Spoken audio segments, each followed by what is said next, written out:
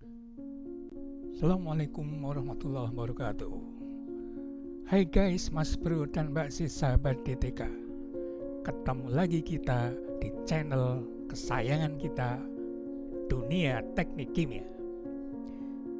Kepada sahabat-sahabat Mas Bro dan Mbak Sis yang sudah berkenan subscribe, kami mengucapkan banyak terima kasih dan kami mendoakan semoga keberkahan, kebahagiaan, dan kesuksesan selalu membersamai hidup Anda.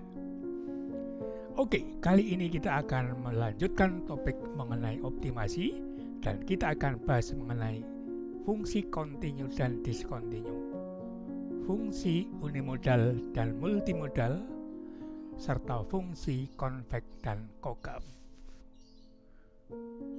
Cari gado-gado adanya sate. Ayo, segera kita mulai.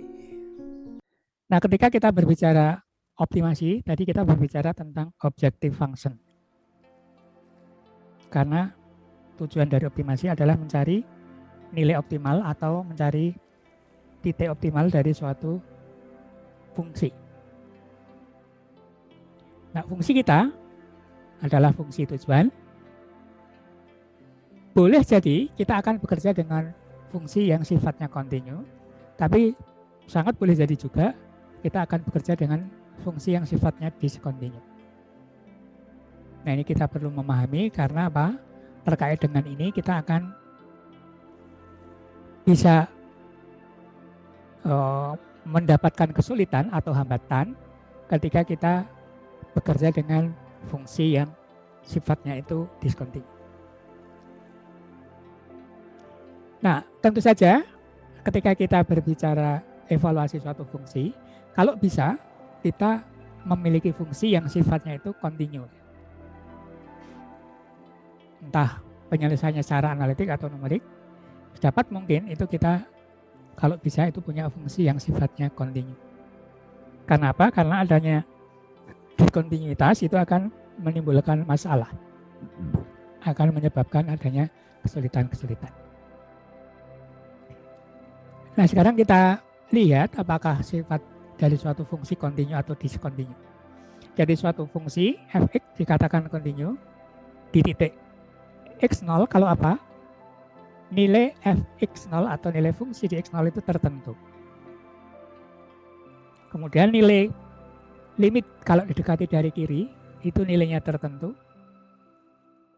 Didekati dari kanan nilainya juga ini didekati dari X dari kiri ataupun kanan ada nilainya gitu maksudnya. Didekati dari kiri atau kanan ada nilainya. Dan nilainya adalah F sama ya, sama dengan Fx. Nah, ini dikatakan bahwa fungsi adalah kontinu.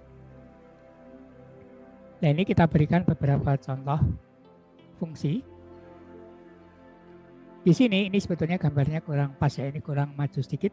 Ini sebetulnya harusnya di bawahnya maksudnya. Jadi suatu fungsi fx akan kontinu di semua titik pada region R atau pada domain R. Domain R kita bekerja pada biasanya domain kita adalah apa? Bilangan real ya. Sehingga jawaban yang sifatnya berupa bilangan tidak real itu dianggap tidak merupakan jawaban atau tidak memenuhi jawaban atau bukan jawaban. Jadi X nanti haruslah suatu bilangan yang real. Kalau jawabannya menghasilkan bilangan kompleks, maka itu dianggap bukan jawaban. Nah, fungsi 1, ini di sini ketika kita berangkat X-nya bertambah, maka suatu saat dia akan terputus di sini. Ketika didekati dari arah kiri, maka nilainya itu di titik di sini kita sebut X0-nya, itu nilainya itu di sini. Sedangkan kalau didekati dari kanan itu nilainya di sana. Maka nilai fx0 itu didekati dari kiri dan kanan itu tidak sama. Nah, ini dia dikatakan sebagai fungsi yang diskontinu. Dia merupakan fungsi yang diskontinu. Nah, sedangkan fungsi f2 ini nilai fungsinya itu didekati dari kiri dan kanan sama. Nilai fungsinya sama. di satu titik X0 sama. Tetapi kalau saudara perhatikan derivatifnya atau turunannya, ingat derivatif adalah apa? Gradien ya, dari suatu fungsi. Gradiennya kalau dari kiri, gradiennya adalah positif. Tapi kalau dikali dari kanan, gradiennya adalah negatif. Sehingga fungsi 2 ini dikatakan dia fungsi yang kontinu tetapi turunannya sifatnya diskontinu. Nah, fungsi yang seperti ini itu juga akan menimbulkan masalah atau kesulitan ketika kita optimasi menggunakan metode tertentu. Yang atas juga akan menimbulkan masalah kalau kita menggunakan metode tertentu. Nah, adapun fungsi yang paling bawah itulah fungsi yang kita sukai, yakni fungsi yang kontinu. Baik secara nilai fungsinya itu sendiri maupun derivatifnya, dia akan kontinu. Itu terkait dengan continue dan discontinue dan discontinue. Nah, ada sisi yang lain lagi, yakni terkait dengan modality.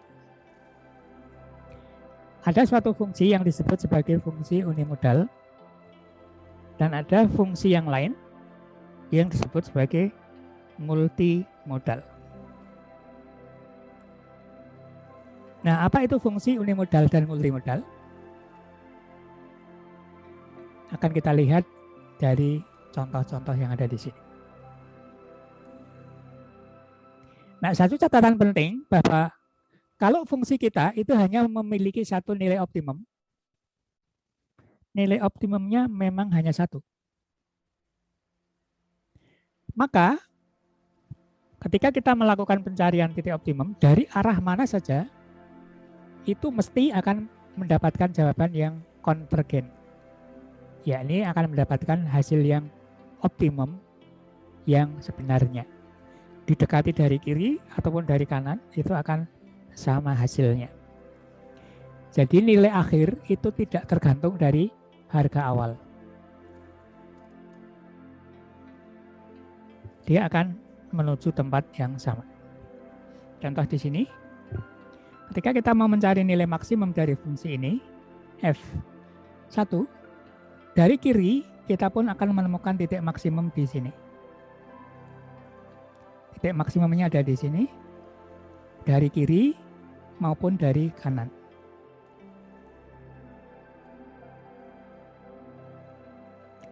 Tetapi kalau kita memiliki ternyata fungsi kita itu membentuk fungsi seperti ini.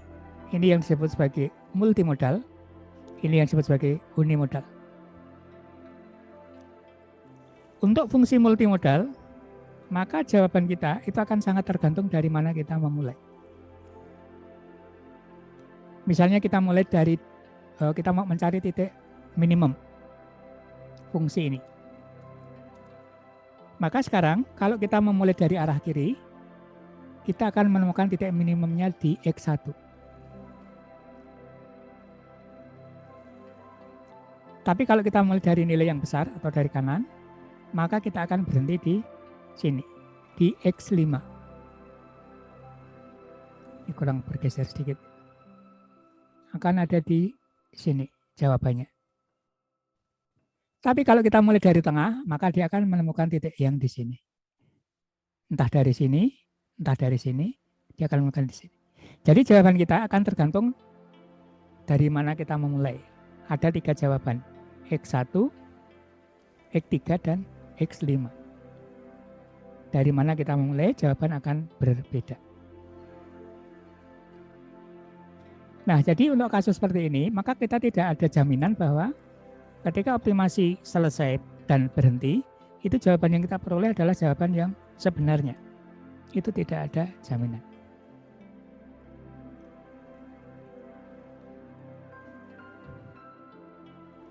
Nah, sayangnya semua metode optimasi itu akan berhenti kalau gradien dari fungsi tujuan atau f aksen x itu bernilai 0. Jadi nggak peduli apakah dia titik yang sebenarnya atau titik yang palsu sebagaimana di sini tadi. Ini titik minimum, tapi bukan yang sebenarnya. Ini juga titik minimum, tapi bukan sebenarnya. Yang sebenarnya adalah ini.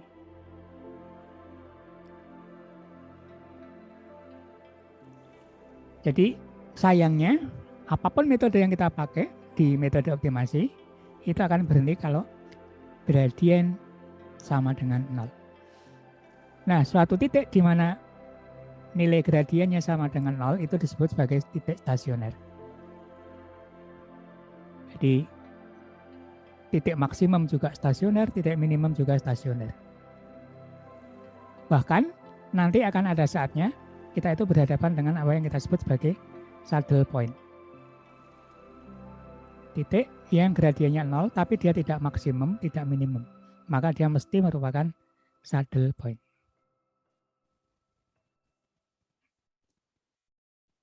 Nah, sifat-sifat dari titik stasioner ini dapat dideteksi dengan menggunakan nilai turunan kedua atau f double aksen x untuk fungsi yang hanya ada satu variabel bebas. Misalnya y sebagai fungsi dari x.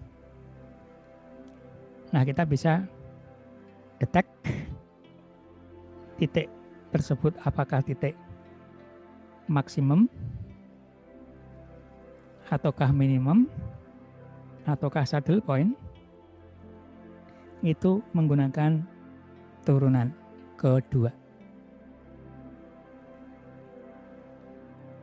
Nah, berdasarkan definisi adanya fungsi multimodal tadi itu akan menghasilkan beberapa kondisi. Misalnya di sini di titik X5 ini adalah titik minimum, tapi dia sifatnya relatif. Jadi dia tidak absolut atau tidak sebenarnya, maka dia disebut sebagai lokal minimum. X4 di sini merupakan titik yang paling tinggi. Senyatanya, nyata-nyata paling tinggi. Artinya di domain yang kita tetapkan ini. Maka dia disebut sebagai global maksimum. X2 juga titik maksimum. Tapi dia masih kalah dibandingkan dengan X4, maka dia disebut sebagai lokal maksimum. X3 titik minimum, tapi dia bukan minimum yang sebenarnya, sehingga dia disebut lokal minimum.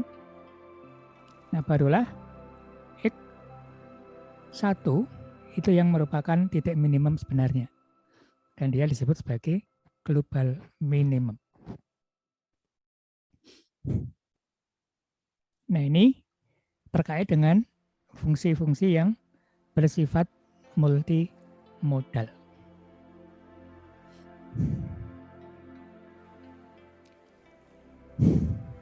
Nah, berikutnya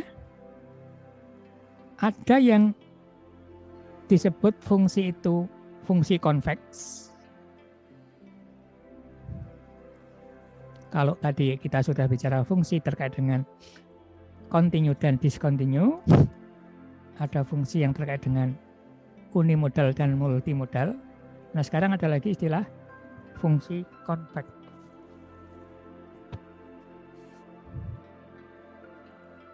Lawannya fungsi konveks adalah fungsi konkav, tentu saja. Saudara mengenal ya, di pelajaran dulu fisika ada lensa konveks, ada lensa cembung. Nah, istilah ini juga digunakan pada fungsi terkait dengan optimasi. Apa itu fungsi konveks? Nah, fungsi konveks bisa digambarkan secara grafis seperti di sini. Jadi kita refernya atau titik poinnya adalah kita berada di sumbu X, maka kita akan melihat bahwa fungsi kita itu akan membentuk suatu fungsi cembung, suatu lensa cembung. Maka ini disebut sebagai fungsi konveks. Nah, kalau kita lihat secara ilustrasi di sini, maka kita tahu bahwa untuk fungsi konveks, kalau kita menarik garis lurus antara A dan B yang berada pada fungsi, maka kita tahu bahwa semua nilai yang berada di garis lurus itu nilainya akan terletak di atas kurva atau lebih tinggi.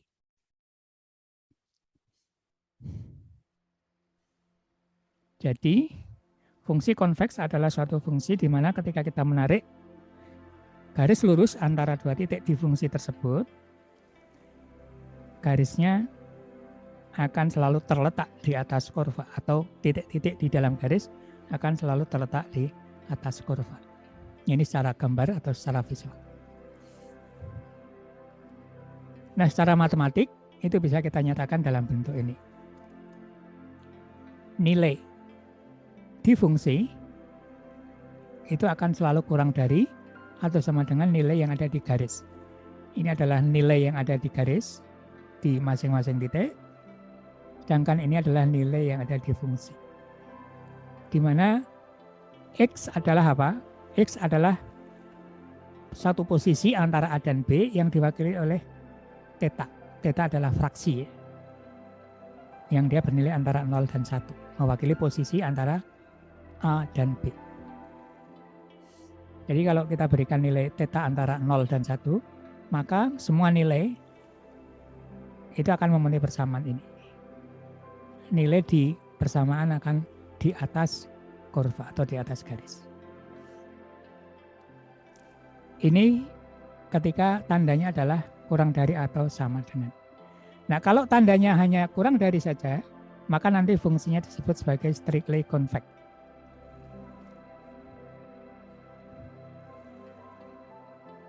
Convex secara strict, secara tegas. Nah, lawannya tentunya adalah lawan dari lensa cembung adalah lensa cekung ya. Kita akan melihat dari berada di posisi sumbu X, kita akan melihat kurva ini membentuk cermin cekung. Nah, secara grafis kalau kita menarik garis lurus antara dua titik, maka nilai di titik-titik di dalam garis akan selalu di bawah nilai fungsi. Nilai di garis selalu di bawah kurva, sehingga kita bisa melihat nilai yang terletak di garis lurus akan di bawah kurva. Nah, ini bisa dinyatakan secara matematis sebagai ini. Bahwa nilai yang ada di garis lurus akan selalu kurang dari atau sama dengan nilai yang ada di fungsi. Bisa sama atau bisa kurang. Nah, kalau tanda kurangnya ini dihilangkan, jadi kalau nilai di antara dua titik berupa atau di garis lurus itu selalu kurang dari nilai fungsi, maka dia akan disebut sebagai fungsi yang sifatnya adalah strictly concave.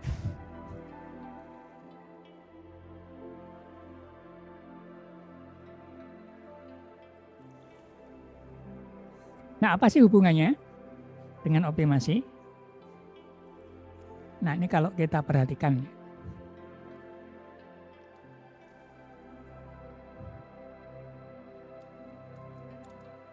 kalau suatu fungsi yang sifatnya konveks, kita tahu di sini bahwa dia apa?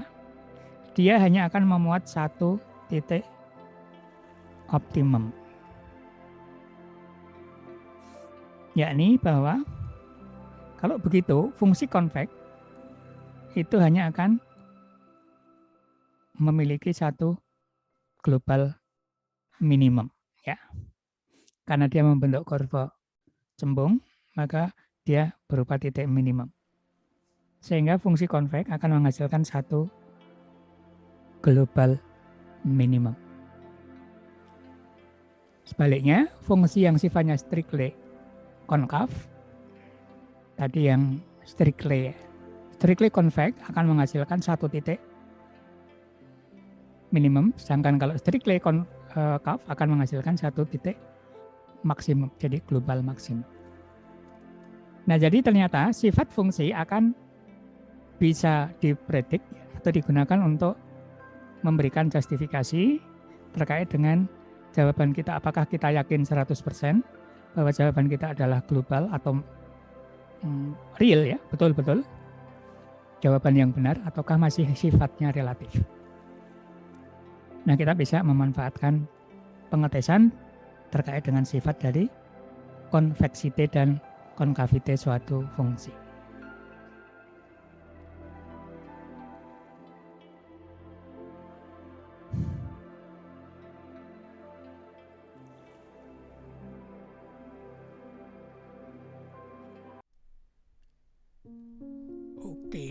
Mas Bro dan Mbak Sis yang saya hormati.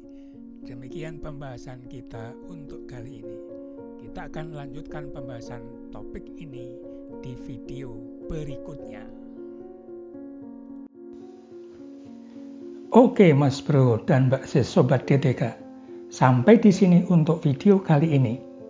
Jika Sobat merasa video ini bermanfaat, silahkan di-like dan share kepada rekan dan koleganya agar kemanfaatannya lebih besar dan meluas. Dan agar tidak ketinggalan dengan video-video terbaru kami, jangan lupa dipencet tombol merah subscribe-nya. Insya Allah, Sobat juga akan memperoleh pahala jariah dari siapapun yang ikut mengambil manfaat dari channel ini. Dengan subscribe, Sobat DTK telah ikut membangun channel ini agar terus hadir membahas topik-topik menarik lainnya. Sampai ketemu lagi di video berikutnya.